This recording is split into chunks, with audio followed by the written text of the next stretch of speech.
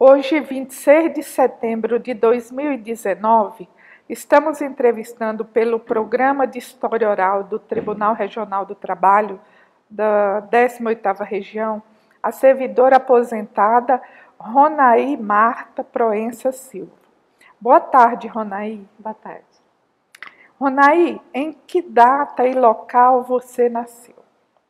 Nasci no dia 6 de novembro de 62, numa cidade chamada Bom Jesus da Penha, distrito de Passos de Minas. Qual a origem da sua família? A minha família ela é de origem rural. Meu pai era lavrador e depois ele transformou no pedreiro. Minha mãe é lavadeira e dona de casa. Você tem mais irmãos? Quantos homens? Quantas mulheres? Nós somos 12 irmãos. Eu sou a quinta de uma geração. Meu pai sempre muito trabalhador e a gente morava em Minas Gerais. E para fugir da pobreza, meus pais vieram para Goiás. E eu tinha 5 anos quando cheguei em Goiânia.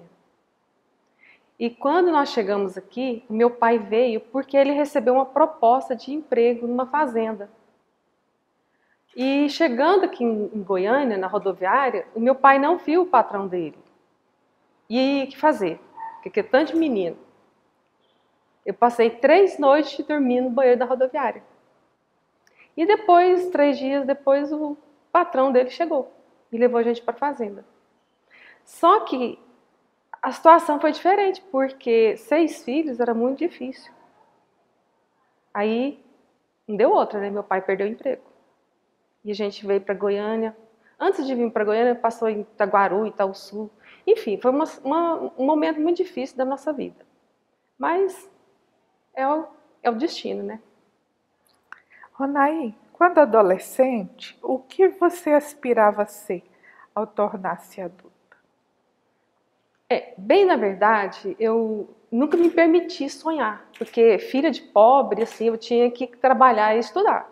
Então, meu sonho sempre foi estudar.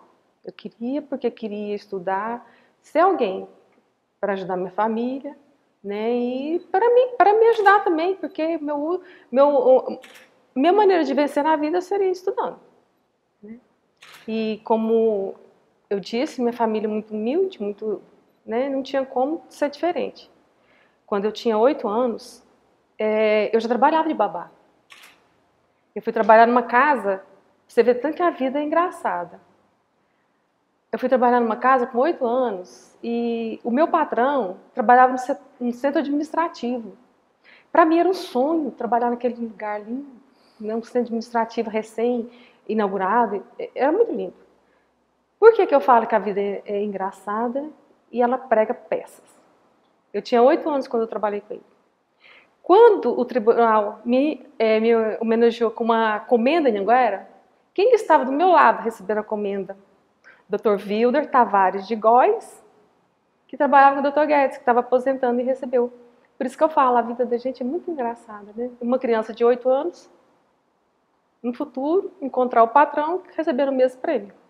Não é bonito? Demais! E nessa trajetória sua, como que você veio parar aqui em Goiânia? Como que Quando eu, com 8 anos para 9 anos, saí dessa família, eu passei um período com meus pais. E o meu objetivo era estudar. E eu continuava assim, querendo estudar, mas sem condições. Pedi para minha mãe, mãe, arruma um lugar para eu morar, eu quero estudar. Foi aí que minha mãe, um dia, passando ali na Avenida Goiás, parou num prédio lá e conversando com o porteiro, perguntou se não tinha alguém no prédio precisando de babá. Aí ele falou, ó, a Dona Alba está precisando de uma menina, de uma babá.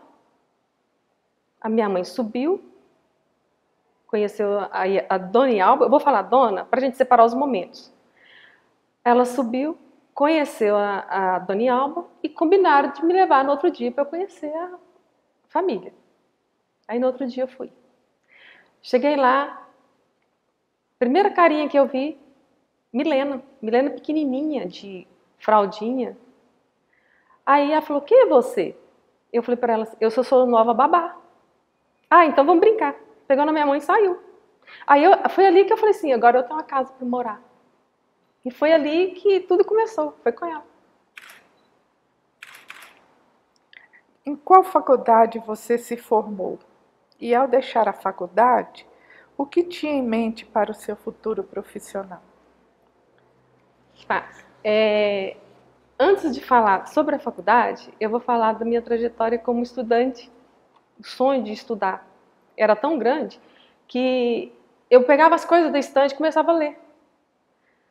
E quando eu quis mesmo fazer o vestibular, eu tentei pela Federal fazer direito. Por quê? A Dona Alba, quando eu fui morar com ela tinha 25 anos. Então, eu aprendi tanto que ter um curso superior era bonito. Ela era advogada, o marido médico, né? Então, assim, eu me espelhei muito nela. E a minha vontade era muito grande de crescer. E ela tinha recém acabado de formar em direito. E ela tinha 25 anos. Ela começou a estudar para fazer concurso. E falou para mim assim, Ronair, você cuida das meninas para eu estudar? E quando eu passar no concurso, eu prometo que eu vou dar uma boneca para você, para a Mariana e para a Milena. E eu pegava as meninas, toda vez que ela pegava os livros para estudar, e ia para o quarto, para poder dar condições dela estudar. E quando ela passou no no Tribunal de Contas do município, ela cumpriu o acordo. Ela me deu uma boneca, deu para a Mariana e deu uma para a Milena. A minha eu tenho ela até hoje. Então, o meu sonho de ser alguém nasceu eu ainda muito pequena. E quando eu tentei pela primeira vez fazer o vestibular, eu fiz para direito. E pela federal, porque eu não tinha condições de... Como que ia pagar uma escola, né, a faculdade? Tentei fazer o vestibular, passei na primeira fase da federal, mas eu não consegui passar na segunda. E nisso, a doutora Alba estava estudando para fazer o concurso de magistratura. Tanto é que em 83 ela passou. Aí sim, a gente começou a chamar ela de doutora Alba, com muito louvor, porque foi muita luta. Ela ficou quase 8, 9 anos estudando para fazer concurso para passar na magistratura. Aí, quando ela foi para Brasília, eu já estava fazendo o vestibular e eu não queria acompanhá-la. Eu não podia acompanhá-la porque eu não podia trancar minha faculdade, minha escola naquele momento. O que aconteceu? Eu fiquei morando com a mãe dela. E ela foi para Brasília, por causa do trabalho. Só que, como eu não passei no vestibular, eu não tinha como continuar com a mãe dela, que a mãe dela era aposentada, tudo, fui para Brasília. E foi lá que tudo aconteceu, assim, de eu começar a pensar de fazer uma faculdade, tudo, mas até então eu não tinha passado. Você tinha quantos anos nessa época? Eu devia ter uns 22, 20 anos ainda, mais ou menos, sabe? Aí, o que acontece? Quando ela foi para Brasília, eu acompanhei. Só que quando eu cheguei em Brasília, a gente já estava morando, instalado no apartamento, tudo, surgiu a vaga por merecimento para Rondonópolis. E o que acontece? A minha primeira experiência de trabalho foi em Brasília, numa multinacional. Sabe? Então, eu não podia deixar meu trabalho naquele momento, porque, gente, eu trabalhar numa multinacional, uma criança que veio do nada, eu tinha contatos com governadores, sabe, políticos. Então, eu estava num mundo que não era meu. Mas ela foi para Rondonópolis e ela estava muito sozinha lá, sabe? E a maneira dela me ter na presença dela, com a companhia dela, foi me chamar para ir para lá, para Rondonópolis. E eu fui. Eu fui e naquela época eu me lembro que o tribunal tinha 2 vagas para juiz-presidente.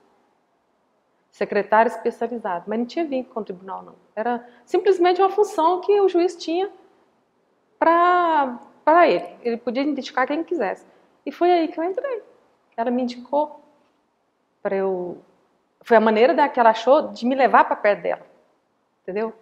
E aí eu comecei a trabalhar na Justiça do Trabalho. E em que ano? Foi em dia 5 de junho de 85. Sabe? E foi ali que tudo começou, tudo iniciou minha vida no tribunal. Então, eu entrei no tribunal, indicada por ela, e como secretária especializada. E eu tenho essa anotação na carteira, você acredita? Até hoje. Poderia falar de suas experiências profissionais antes de iniciar a sua vida laboral no tribunal? Sim. Na verdade, foi uma só, né? Foi na família, como babá, e posteriormente, já jovem, nessa multinacional que eu te falei, em Brasília. Qual era o nome? Servaz, saneamento, fazia construção, na época trabalhava com o governo. Tá? E foi lá que eu tive minha primeira experiência com gente, com trabalho. Foi uma experiência assim que faria de novo. Ronaí, você entrou na Justiça do Trabalho ainda pela 10ª região, né? E você iniciou na vara de Rondonópolis. Como que era para os pioneiros aqui no estado de Goiás as dificuldades enfrentadas? Quais eram as principais dificuldades enfrentadas naquela época? Se recorda? Muitas dificuldades. Inclusive a questão de distância. O meio de transporte, gente, era um ônibus, sabe? Era muito difícil, foi muito difícil. E também lá na vara, a vara era muito precária. Tinha sido instalada recente também, né? Estava chegando na cidade de Rondonópolis, aquela vara. Tudo era muito novo. Então, assim, a gente começou do nada, do zero. Pra você ter uma ideia, nem bebedouro a gente tinha. A gente tinha que levar água de casa. E para mim foi pior ainda, porque eu cheguei assim, a menina que já chegou aqui, de secretário especializado, quer dizer, então, o corpo de pessoal também era muito difícil, porque era tudo cedido, sabe? Eram poucos servidores e todo cedido da prefeitura. Então, a gente estava engatinhando, a gente estava aprendendo tudo junto. E eu tive uma sorte tão grande, aí que eu falo que Deus gosta de mim, porque Ele me colocou numa função que eu amo fazer. E eu me dediquei muito. Era de coração que eu fazia e faço, se for preciso. Até hoje, porque servidor não é amanhã, né? É para sempre. Então, eu continuo servidora. Então, quando eu falo que eu vou continuar sendo servidora, é para a vida. E quando eu cheguei em Rondonópolis, era uma vara muito pequena. Sabe? A população lá ajudava, os sindicatos ajudavam, tudo lá. Então a gente começou do nada mesmo, não tinha máquina, não tinha nada, não tinha papel. Era muito precário. Eu lembro que a menina da sala de audiência, às vezes os advogados pediam cópia de sentença. Doutor, gente, não pode, não tem papel. Sabe? Muito precário. Mas era muito bom de trabalhar, porque a gente tinha uma coisa que o tribunal e dá oportunidade, é exatamente isso. A liberdade de você trabalhar e aprender. Sabe? Então, eu cheguei lá na vara, não sabia fazer nada, não sabia o que era processo. Então, o que acontece? Eles me deram a estatística para fazer, de cara. Aí, estatística tudo manual, catalogar os andamentos processuais, né, os valores de custo, fazer mês a mês aquele trabalho, que não era nada fácil. Mas eu fiz com tanto amor, com tanto assim, parecia que eu já nasci para aquilo, que ninguém mais queria fazer estatística, era só eu. Por quanto tempo você permaneceu na vara de Rondonópolis? Eu fiquei lá até 90. Por quê? Quando a lei mudou, aquele pessoal que era secretário especializado foram enquadrados. Aí eu entrei para o tribunal como servidora, entrei para o quadro. A lei veio e efetivou todo mundo. Mas eu nunca deixei de estudar, de querer crescer, sabe? E para mim essa oportunidade foi ímpar. E eu fiquei lá até em 90, mas nesse ínterim, a doutora Alba foi transferida para Catalão. E eu continuava vinculada a ela, né? E como secretária ainda especializado. Aí ela foi embora para Catalão e queria me levar para Catalão. Eu falei, não vou, porque eu quero ficar aqui. Eu gosto da vara, aqui que eu me sinto bem. Eu quero continuar trabalhando aqui. E ela foi para Catalão e eu fiquei. Aí sim que eu sofri. Sozinha, sem ter onde morar, começar tudo de novo, sem família, que eles eram minha família, né? Mas eu optei em continuar lá. Só que Deus manda anjos. E a doutora Dora foi parar lá.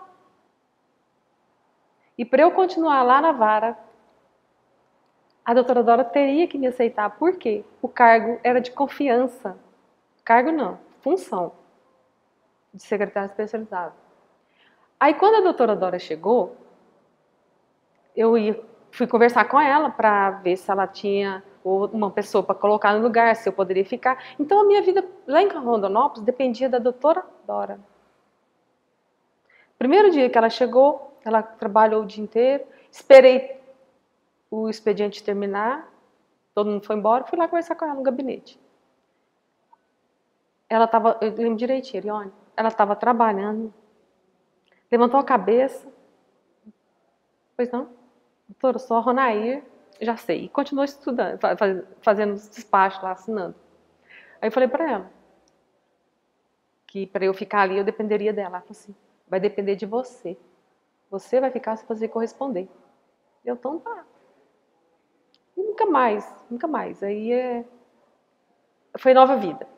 Aí veio a lei 8.112, que enquadrou o servidor, aquele servidor que estava assim, sem cargo, né? Foi aí que a Ronair nasceu para o tribunal. Como que deu a sua vinda para a 18ª região? Certo. Com o enquadramento da lei 8.112 e eu já passei para o quadro, e a doutora Dora, que era presidente, ela foi transferida para Itumbiara. Foi Itumbiara? Foi para Itumbiara. Aí, e com a criação do tribunal lá da 24ª região, a gente tinha que fazer opção. Aí a doutora Dora me trouxe, foi a doutora Dora que me trouxe para Goiás. Tanto que quando ela veio para Goiânia, eu fui trabalhar com ela na 3ª vara. E eu fiquei o tempo todo, uns 4, 5 anos, com ela na 3ª vara. E interessante que a doutora Dora, ela sempre me apoiou, sempre esteve comigo, sabe? E assim, quando eu falo que é um anjo que Deus manda, ela é um anjo. Então assim, externo todo o meu carinho e minha gratidão por ela, sempre. Ronair, se recorda como se deu a articulação para a criação do Tribunal de Goiás? Quais foram os personagens principais? Se recorda daquele momento? Bom, naquela época eu não acompanhei de perto porque eu estava em Rondonópolis, mas eu ouvi a doutora Alba falando das dificuldades, né, de trazer um tribunal para Goiás, e foi muita luta, ela mesma se empenhou muito. Não só ela, como o doutor Enio, eu lembro dela falar do doutor Enio Galarça Lima, também, que lutou muito. E Goiás já merecia o tribunal, né? E o que eu me lembro foi isso, assim. Eu lembro que a sociedade queria muito um tribunal aqui perto, né? Na região. E foi aí que surgiu o nosso tribunal. Como pioneira aqui em Goiânia, em Goiás, se recorda das dificuldades enfrentadas, a diferença da vara de Rondonópolis com as varas aqui da capital era grande? Como que você via isso? Então, Rondonópolis era a primeira vara, só tinha uma vara lá. Era muito precária o corpo de pessoal, a estrutura física, sabe? A questão assim de coisas simples como um papel, água, era muito difícil. Quando chegou aqui em Goiás, a vara funcionava. Quando eu vim para Goiás, a vara funcionava ali no setor sul, um prédiozinho pequenininho. E de lá veio para cá. Me lembro que quando a gente trabalhava aqui, a gente falava que era caixotão. Várias salas, mas um prédio velho, nem um prédio não era, várias salas. E era bem precário, bem precário mesmo. Questão assim tinha também falta de papel, mas nem tanto quanto lá no interior, sabe? Aqui a gente já estava bem melhor mesmo. Mas sempre teve muita dificuldade para a gente levar um serviço sério com qualidade, né? Mas é dedicação. Do nada a gente faz o nosso tudo, né? Se quiser. Você trabalhou na 10ª região, você acompanhou a instalação da 18ª região e observando toda essa estrutura que o nosso tribunal tem hoje, você esperava que chegasse a esse ponto? Assusta.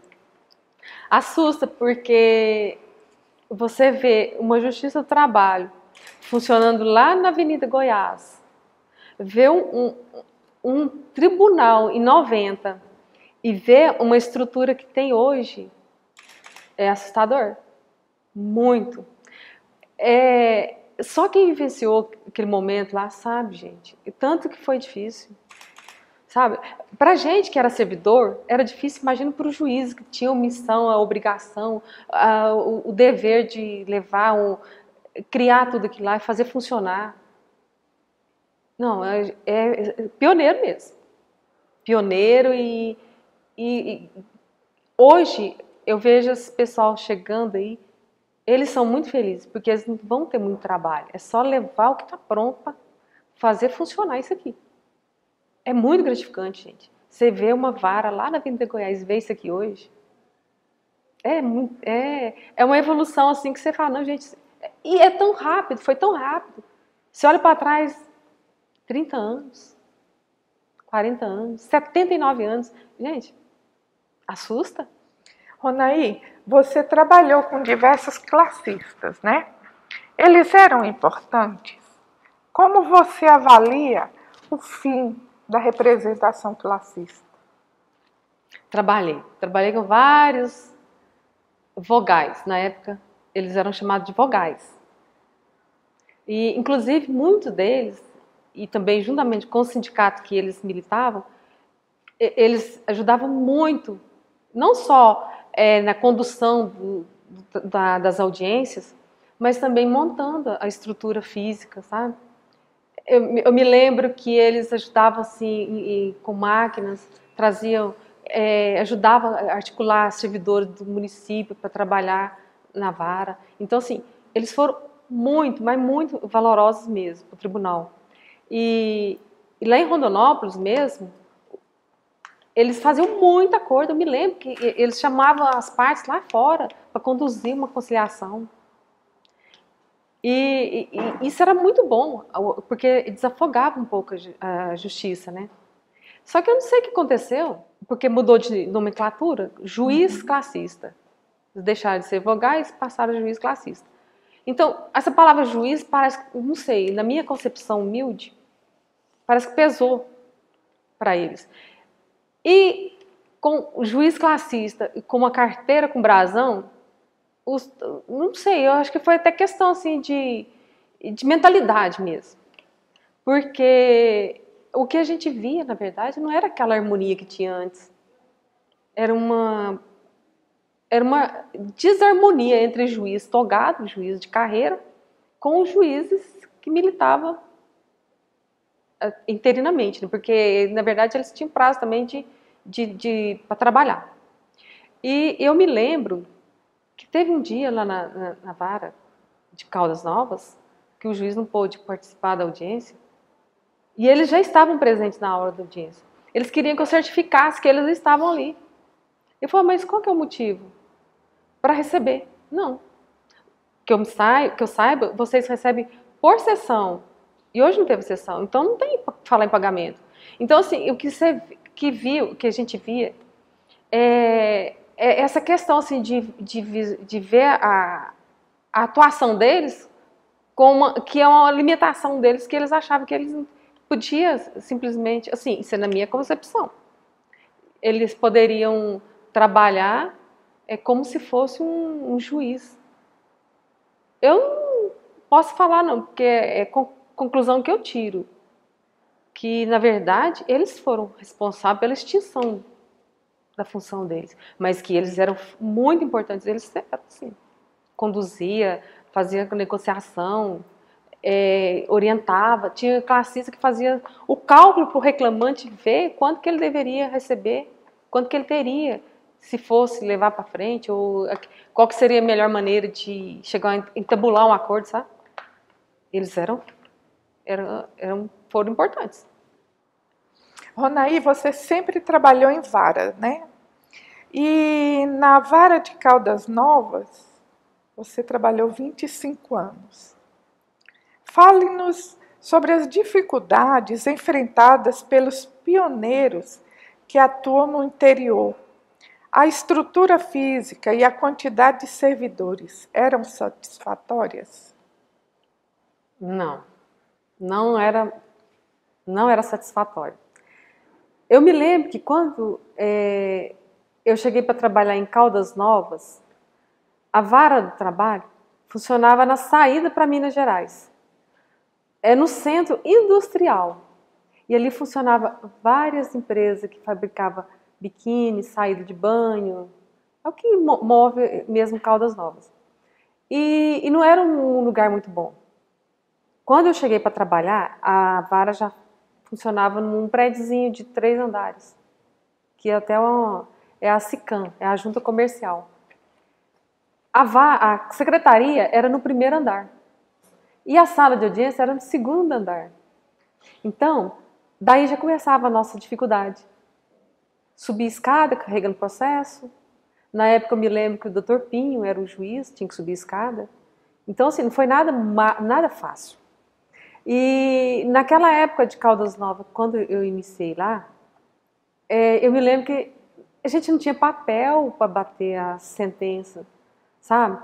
Os advogados queriam cópia, doutor, a gente não pode fornecer cópia, não tem como. O tribunal proibia mesmo, porque não tinha como.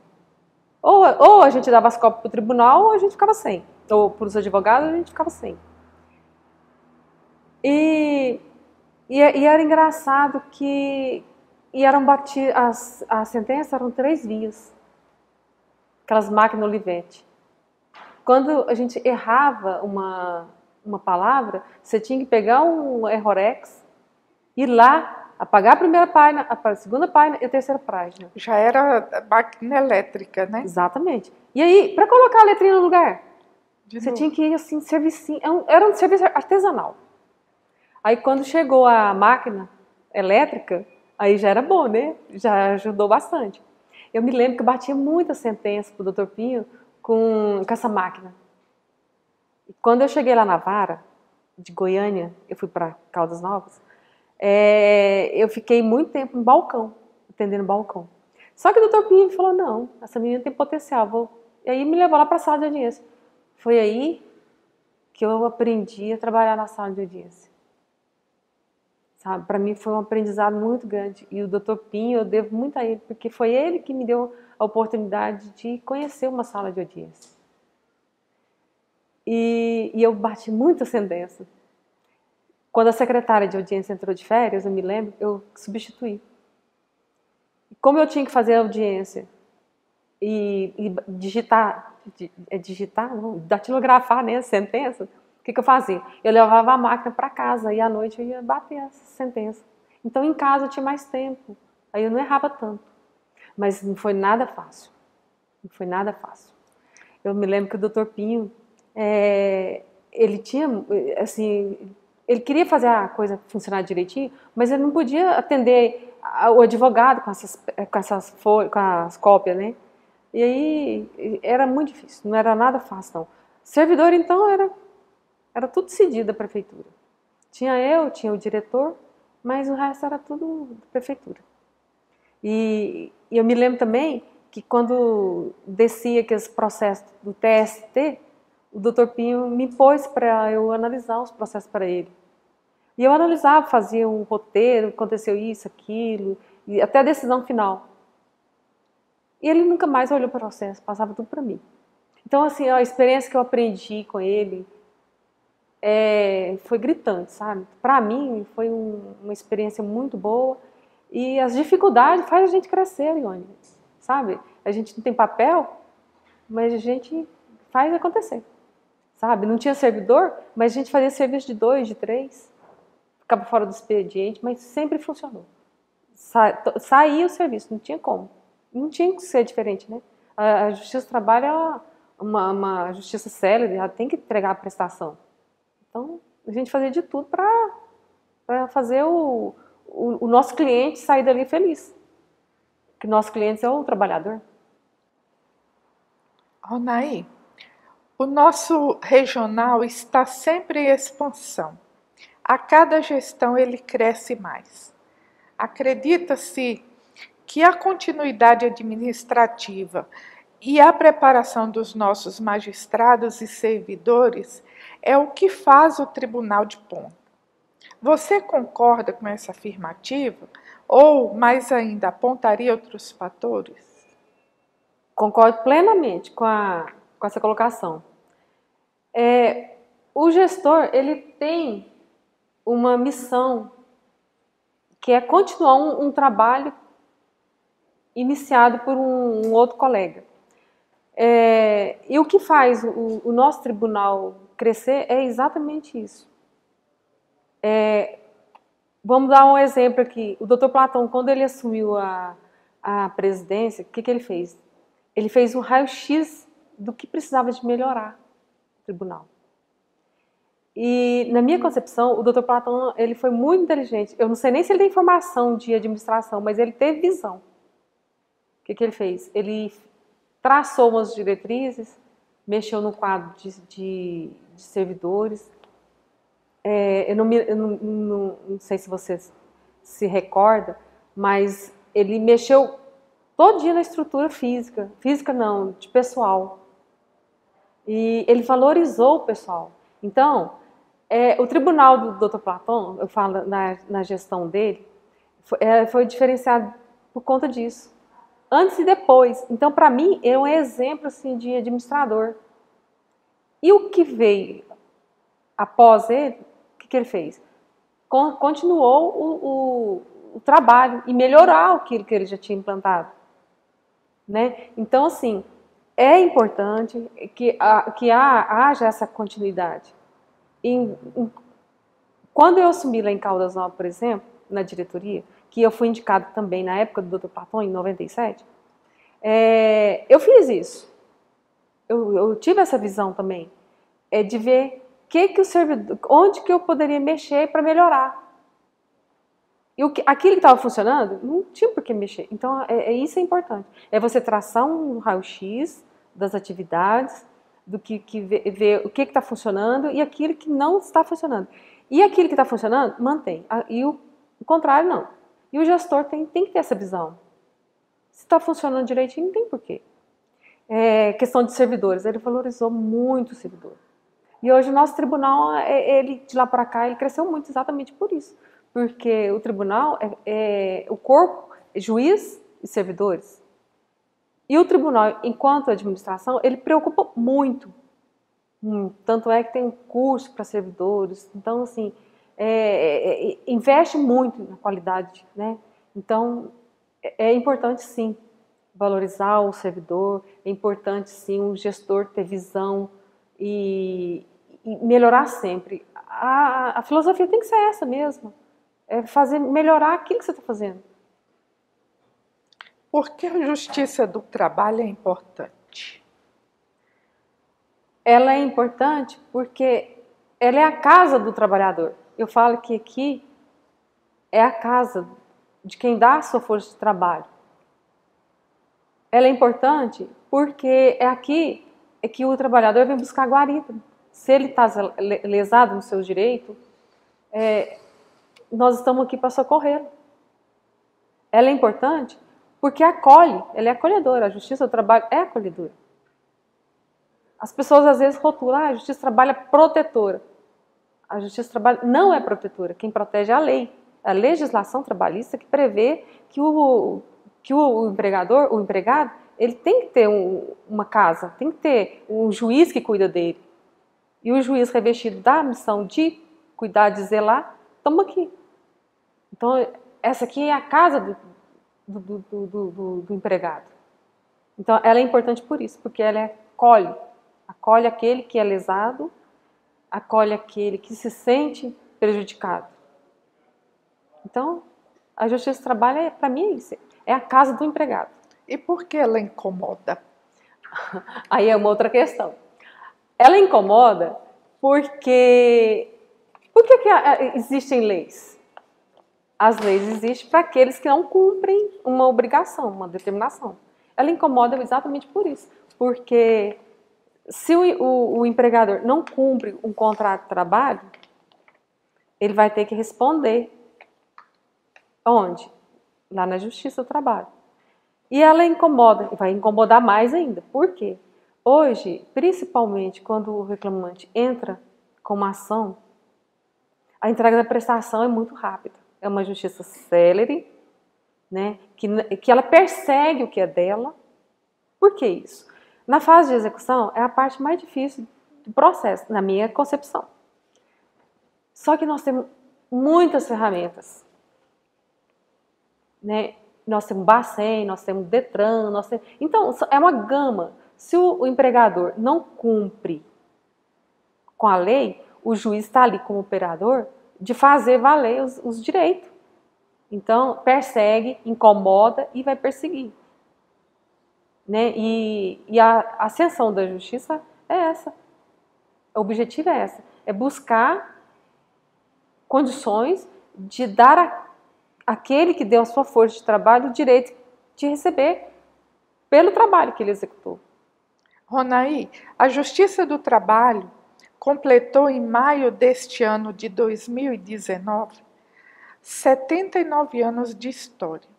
Na sua opinião, o futuro da Justiça do Trabalho está em jogo? Teme o fim da Justiça do Trabalho? Não, assim, o fim da Justiça do Trabalho eu acho que está muito longe, porque nem vai existir. Por quê? 79 anos. Ela está aí, firme e forte, cada vez mais operante. Não tem por que pensar que ela vai deixar de existir um dia. E outra coisa, a Justiça do Trabalho, ela funciona. Então, se ela está funcionando, ela merece estar aqui onde ela está. E lá se vão 79 anos. É muito tempo. Então, de lá para cá, quantas ações que foram julgadas, quantas sentenças foram, quantas prestações foram entregues. Então, assim, eu não vejo futuro da extinção, não. De extinção, não. Pode haver mudanças. Mudanças, né? Pode haver. Porque a questão de orçamento, esse negócio, assim, para administrar, mas, assim, a extinção, não. Acho que ela vai fortalecer. Como você via enquanto servidora, né, como você via o cumprimento das metas pelo CNJ e CSJT para o TRT 18?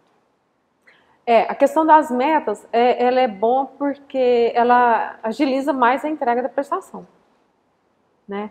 Então, assim, o CNJ, ele lançou a questão dessas metas exatamente por isso, para incentivar a entrega rápida.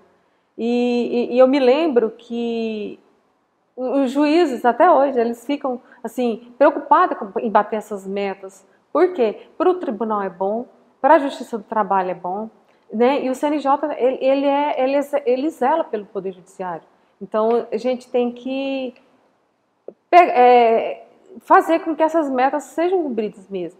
E o tribunal é muito inteligente. Quando eu falo em tribunal, eu estou falando do corpo de juízes, de administradores. Eles são inteligentes, porque eles lançam um certificado para aquelas varas que conseguem bater as metas. E cada dia você vê aí, as metas estão sendo cumpridas, né? E as metas, na minha concepção, elas simplesmente veem como um ânimo e um dever de cumprir os processos rápido. E aqueles que cumprem os processos rápido ganham as metas, atingem as metas. Então, assim, tudo é um ciclo. E sobre o PJE? Ele trouxe algum avanço para as varas? Facilitava o trabalho de vocês? Na minha concepção, para mim o PJ era um vilão. Porque ele veio simplesmente e acabou com o nosso SAGE. O SAGE era uma ferramenta fácil de operar, né? Era simples. Então, assim, o PJE... Mas não tinha que ser diferente. O processo eletrônico tinha que chegar, não tinha como fugir dele. Eu me lembro que quando o Dr. Kleber Buarque, eu estava em Caldas Novas, primeira vez que ele foi em Brasília assistir palestras sobre o PJE, ele voltou encantado. Mas não entrava na minha cabeça um processo eletrônico. O processo eletrônico, nossa, é muito... Não entrava. E ele falava com tanto amor desse PJE. E olha, não tem o quê? Tem 10 anos que isso aconteceu. Então, assim, foi uma ferramenta necessária. E ela vai unificar. O nosso SAGE não. O nosso SAGE era só nosso, né? Era da SAGE 18. Mas para a gente ele funcionava direitinho. Mas para a sociedade, para o Poder Judiciário, o PJE é uma ferramenta que não tem como fugir dela. É difícil de operar? Não é fácil não. O problema do PJE que eu vejo são as atualizações. Quando acontece de atualizar, aquilo que você aprendeu vai ter que começar tudo de novo. Então, assim, enquanto você deveria estar produzindo, você está aprendendo de novo a atualização. E quando você termina de aprender aquela atualização, vem outra. Então, assim, ele está caminhando, mas vai chegar lá até... Vai chegar a hora que a gente vai... Eu já não estou mais operando com ele, mas eu espero que meus colegas que estão aí, né, que façam valer a ferramenta. Ronaí, foram 33 anos de Justiça do Trabalho. Muito tempo, né? Poderia compartilhar quais foram os fatos mais marcantes da sua trajetória nessa especializada? Muito.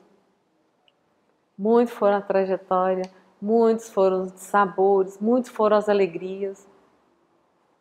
Mais alegria, porque quando você faz o trabalho com carinho, com amor, com dedicação, tudo flui. Experiência. Você tem a oportunidade, como eu havia falado antes, o tribunal ele dá para a gente essa condição de você fazer o trabalho quase que à sua maneira. Então você aprende a trabalhar. E eu aprendi muito mesmo. Me lembro que teve uma vez que um juiz chegou para mim e falou assim, tinha acabado de chegar na vara e falou assim, se eu pedir para você cumprir o mandato, você cumpre? Eu, na qualidade de diretor. Eu falei, cumpro. Qual o problema? Não. Você cumpre mesmo? Cumpro. Tá, mas ele não me falou por quê. Só que, com o tempo, eu entendi. Teve vezes que eu tive que cumprir mandado. E cumprir mandado, para mim, foi um dos momentos, assim, de muito aprendizado.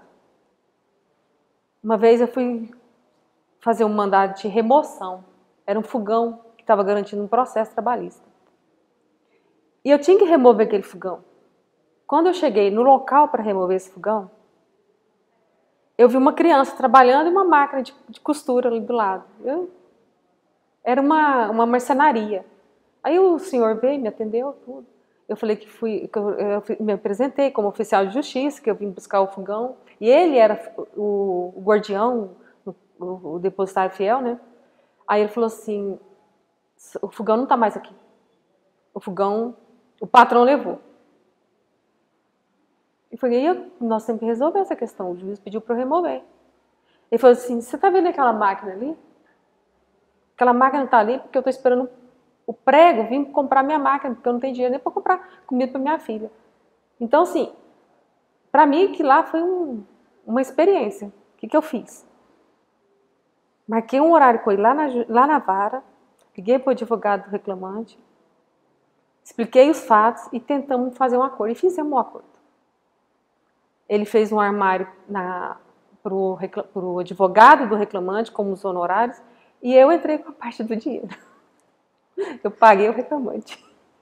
E fizemos um acordo. Por quê? Porque eu não queria que aquele senhor fosse preso. Então, assim, gente, isso é uma história que só eu aprendi porque eu tive que cumprir um mandado trabalhando na Justiça do Trabalho. Então, assim, são histórias que você tem que guardar mesmo, sabe? E teve um outro caso que esse não posso deixar de dizer. Também fui cumprir um mandado de remoção. Cheguei lá, Ariane, a empresária estava debaixo do carro. Não queria liberar o carro. Aí eu conversando com ela, nada. Fui parar debaixo do carro com ela. Fui lá, conversei com ela, olha, cadê a dignidade? Não é assim que funciona. O juiz, a senhora tem que pagar. E a única coisa que a senhora tem é esse carro. Então, assim, a justiça tem que levar esse carro aqui. Porque a senhora não deve? Devo, mas eu não vou deixar meu carro aí. Eu sei que foram horas e horas de conversa, mas ela deixou levar o carro. Levamos o carro.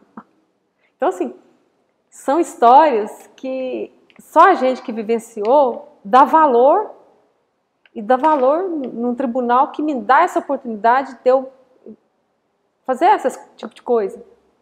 Entendeu? Então, assim, é um crescimento para a gente. Enquanto diretora de vara, qual foi seu maior desafio?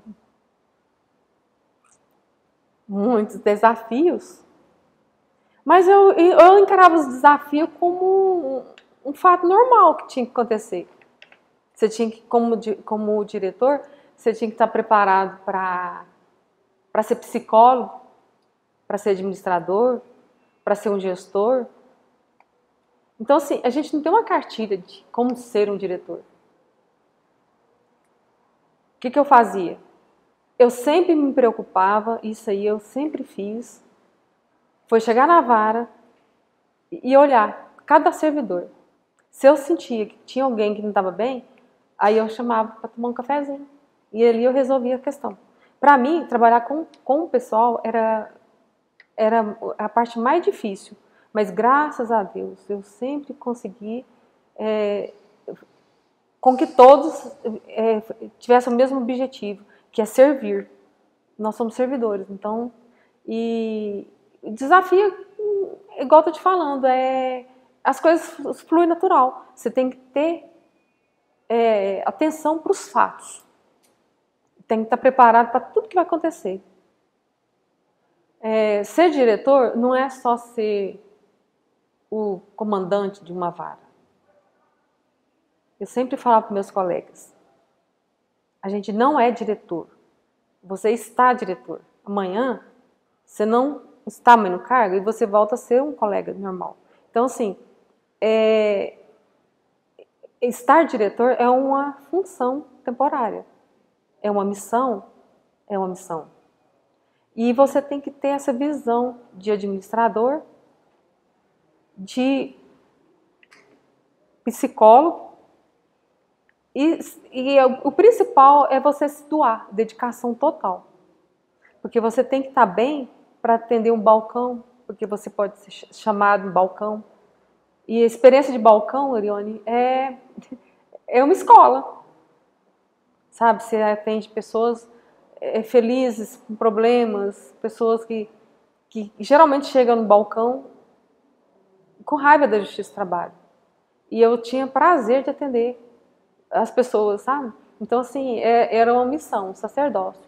E administrar também. Administrar é você não levar problemas para a administração. Pode ver no meu currículo, não tem um problema. Eu resolvi os problemas.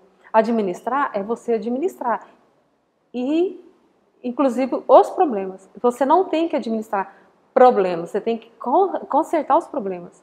Então, certa vez eu me lembro que o pessoal do tribunal foi buscar os mandados, os processos para incinerar. Aí eu cheguei do almoço e vi que tanto de caixa lá empilhada. O que é isso? O que aconteceu? O tribunal, acho que comprou muito açúcar, aqueles açúcar de sachêzinho, e não tinha onde, ia vencer 2 meses, e não tinha onde botar esses açúcar. Aí foi desovando, mandava para as varas. Aí eu chamei os 2 rapazes da limpeza, que na verdade é um rapaz e uma moça, pedi para eles cortar aqueles sachês e colocar os açúcar tudo dentro dos potes. Pronto, a gente usou aquele açúcar como fazer suco, café. Então, assim, administrar é isso, é você resolver um problema que você vê que não tem solução. Então, é isso aí, administrar é você fazer a coisa fluir com o coração. Açúcar no pote é muito mais fácil de usar. O açúcar no pote lá é o lugar dele. No sachê. E aí? Ronaí, você sempre foi muito respeitada dentro do nosso tribunal, pelo seu comprometimento, pelo seu desempenho e pela sua dedicação. Quando vem à sua cabeça o nome TRT, considerando todos esses 33 anos de prestação de serviço à instituição, o que lhe vem à mente?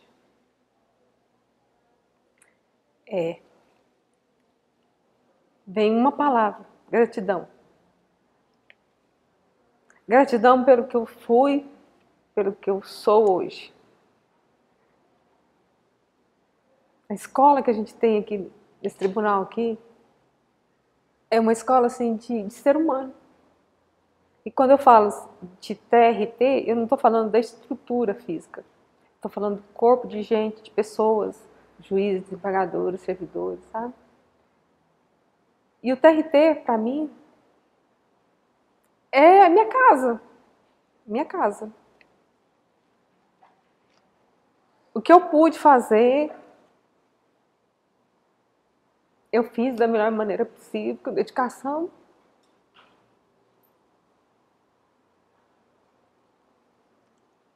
E ele está aqui, ó.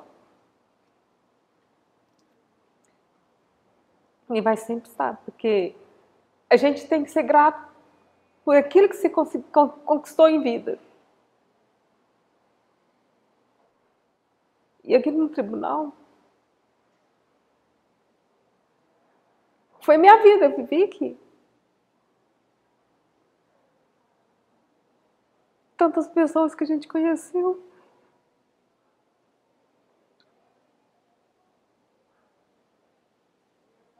Gratidão, gratidão é a palavra. E eu tive a oportunidade de ajudar o tribunal. Caldas Novas mesmo, hoje tem aquele prédio bonito lá. Foi articulado na minha gestão lá. Então, assim... Mas eu fui reconhecida também pelo tribunal, sabe? Eu tenho muita gratidão. Eu tenho uma comenda que eu guardo lá na minha estante, que ela representa todo o meu trabalho aqui. Se eu faria de novo, faria. E posso dizer com convicção que eu faria melhor do que eu fiz. Caldas Novas hoje tem aquele prédio bonito lá, que na minha gestão, juntamente com o meu esposo, Haroldo, a gente tinha muita amizade com o Magal, o prefeito da cidade, e meu sonho era ter o canto do trabalhador. Aí um dia a gente conversando com o Magal, ele falou, não, vou doar o terreno. E ele doou o terreno, e hoje está aquela estrutura lá.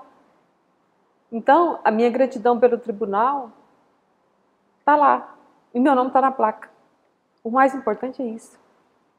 É você poder fazer pela instituição, em retribuição, aquilo que a instituição fez por você. Porque se você voltar lá atrás, numa criança, um adulto, um adolescente, chegar a trabalhar no tribunal, gente, é muito gratificante. Então a palavra é gratidão. Vou levar eternamente pro meu coração. Tanto é que ele está aqui, ó. Então, assim, feliz daquele que trabalha aqui no tribunal. Honre o nome do TRT. Lute por ele. Porque eu faria tudo de novo.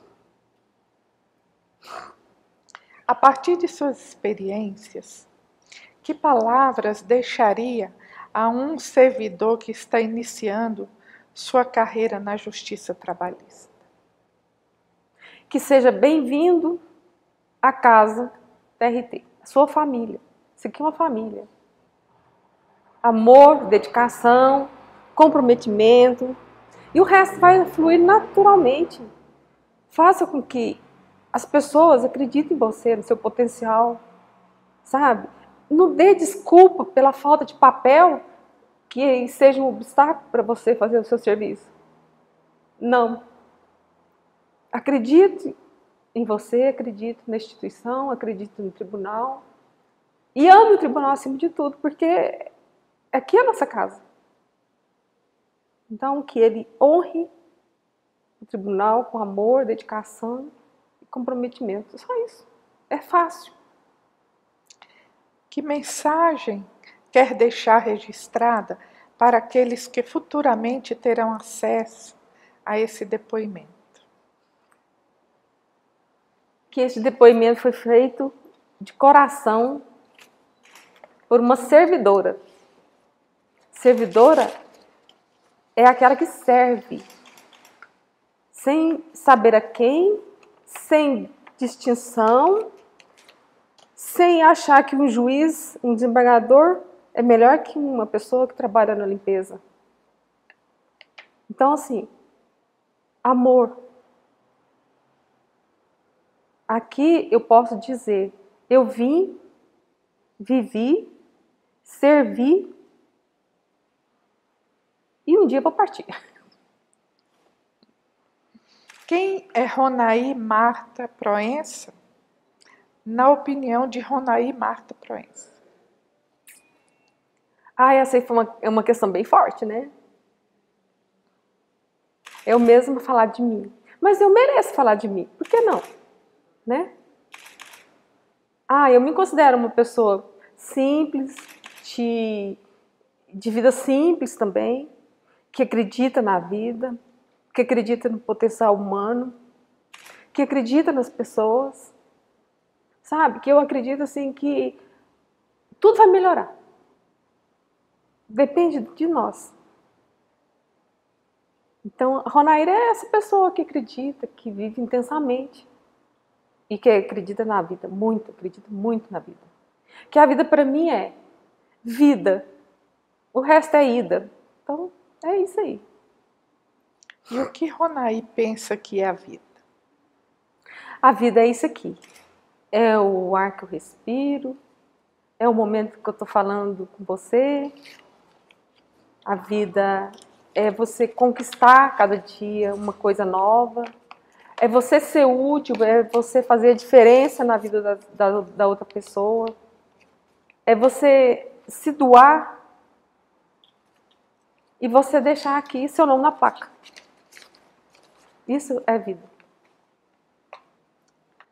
Ronaí, gostaria de abrir um espaço aqui para você falar de uma pessoa muito especial e que nos deixou tão precocemente, a desembargadora Yalba Luza Guimarães de Mello.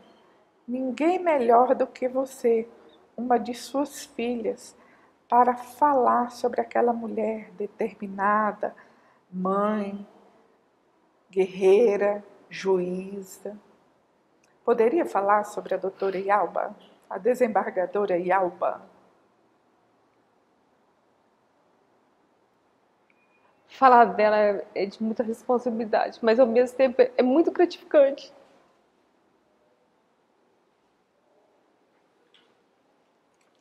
Com ela eu aprendi que a vida é isso aqui. É você dedicar, ser uma pessoa idônea, porque uma coisa que ela tinha era caráter ilibado. Ela era de um caráter, uma competência, sabe? Então, assim, eu vi a luta dela. Fui morar na família, ela tinha 25 anos. Então, é uma jovem ainda. Lutou muito, muito para chegar onde ela chegou. Filha de costureira, o pai dela era funcionário do Liceu de Goiás, era bedel lá. E ela contava pra gente, acho que até assim, por uma maneira de incentivar a gente a estudar. O quanto o pai preocupava e queria que elas estudassem. Ela mais duas irmãs e um rapaz, um moço. E ela contava pra gente que quando ela ia fazer, eles foram fazer vestibular, quase que na mesma época, o pai dela fazia farofa, comida, para eles estudarem durante a madrugada e ter o que comer. Porque eles tinham que estudar, porque tinha que passar, não tinha que ser diferente. Então ela mostrava pra gente isso, a necessidade de estudar, de trabalhar, de ser uma pessoa íntegra, honesta, né? E ela é muito respeitada, muito respeitada. E ela é uma batalhadora. Eu me lembro que quando ela foi para Rondonópolis, eu não sei nem se os colegas dela sabem disso, ela dormiu num gabinete. Ela montou o gabinete dela como uma parte dela. Então ela trabalhava, naquela época eu trabalhava do meio-dia às 18. E ela montou ali no gabinete dela o quarto. E ela comprou uma bicama. E quando eu fui para Rondonópolis, eu dormi com ela, a gente dormia no gabinete. Puxava a cama, ela dormia na parte de cima e eu de baixo. E o único lazer que a gente tinha era a televisão. A gente assistia filme. Então, assim, mas ela nunca deixou de acreditar, sabe? No trabalho, na instituição. E ela tinha um prazer tão grande de ir para a vara, na junta, né? Junta de conciliação. E ela tinha um cuidado, zelava demais pela toga dela. E a toga dela representava a instituição. Então, e ela sempre falava pra gente, ela dava muito exemplo, tudo que ela vivenciou aqui.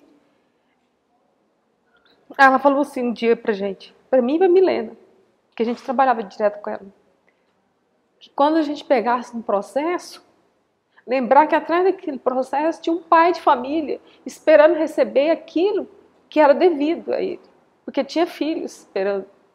Então eu nunca esqueci o zelo, o carinho dela com o processo, sabe? E eu aprendi com ela esses valores assim que mínimo que a gente pode ter pelo próximo, pelo um processo. Então, assim, eu tenho por ela muita gratidão. E eu sinto muita falta dela.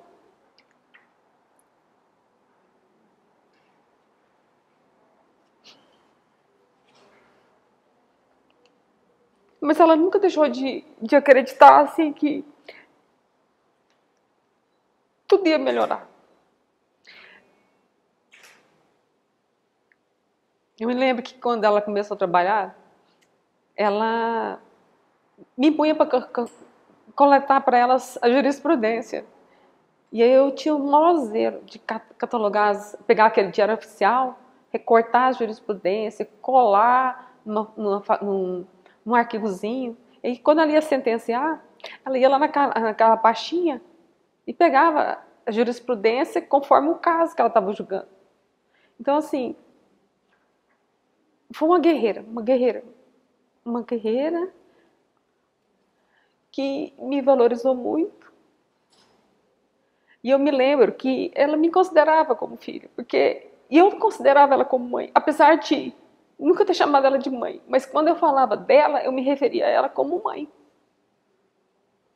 Eu lembro que quando a gente inaugurou a vara lá de Caldas Novas, ela tomou frente lá do cerimonial e pediu licença, porque ela queria tecer algumas palavras.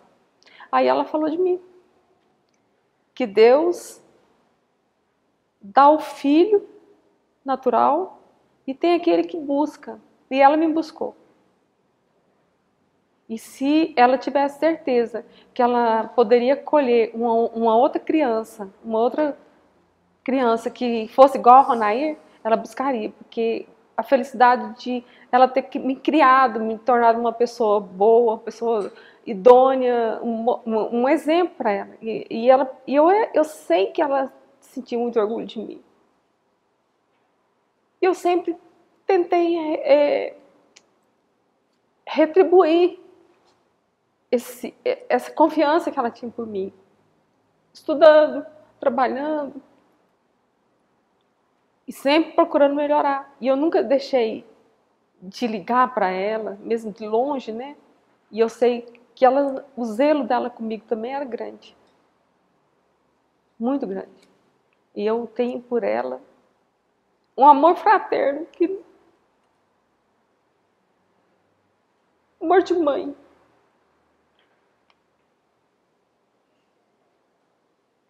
E eu sou muito feliz porque eu tive duas famílias.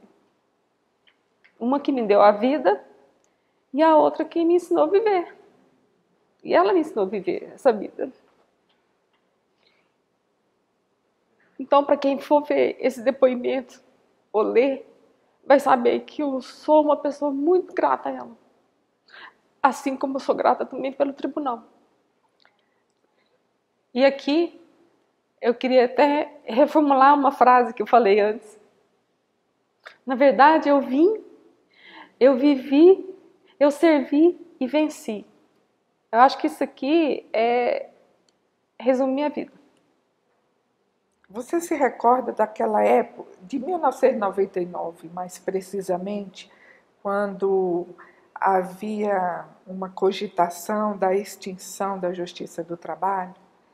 E a doutora Yalba foi uma peça assim, determinante contra a extinção. Aquela luta dela aqui no nosso tribunal, em que ela juntou com todos os servidores, foi ali para Brasília. Você recorda daquele momento? Me lembro, não só me lembro, como eu vivenciei aquele momento. Aí ela me ligava, ela me chamava de Roninha. Roninha, quantas pessoas tem aí? Nós temos que levar uma caravana boa para Brasília. E a preocupação dela era que todos participassem, sabe? E eu consegui, lá de Caldas Novas, levar 2 ônibus. Inclusive o prefeito Magal, que foi também, sabe, ajudou. E subiu no palanque, ela era custosa. Ela subiu no palanque e lutava, sabe? Eu lembro que a deputada lá, acho que Nair Lobo também subiu com ela naquele palanque. Eu sei que ela lutou pelo tribunal. Ela lutou pela não extinção da Justiça do Trabalho. Porque isso aqui era tudo para ela. Sabe? A Justiça do Trabalho, ela respirava a Justiça do Trabalho. Então, ela foi se não o primeiro, mas assim, na minha concepção, ela foi a que mais articulou. Todos apoiavam ela, mas ela estava lá, guerreira, subir no carro de som, chamando o povo para a luta, sabe? Com faixas, com camiseta. Então, assim, o tribunal, a Justiça do Trabalho, tem que agradecer muito ela, porque ela foi batalhadora.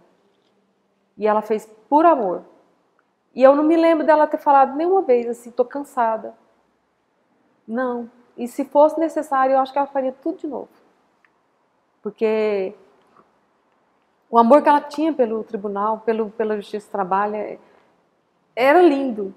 Tudo que ela encontrava no livro, Orione, quando tinha uma história assim bonita, uma vez ela me contou de uma criança que trabalhava, sabe? Então, assim, ela tinha prazer de trabalhar e de ajudar a resolver as questões de trabalhistas, sabe? Porque ela sabia que a Justiça do Trabalho é a casa do empregado. É aqui que ela dava, os juízes entregam o direito daquele que presta, dá a sua força de trabalho. Então, assim, a Justiça do Trabalho tem que render honras a ela, porque realmente foi muito importante a participação dela naquela época, naquele momento, e um momento histórico, né? Porque uma juíza subir num carro de som lá em Brasília, desculpa, é muito valoroso a atitude dela, sabe?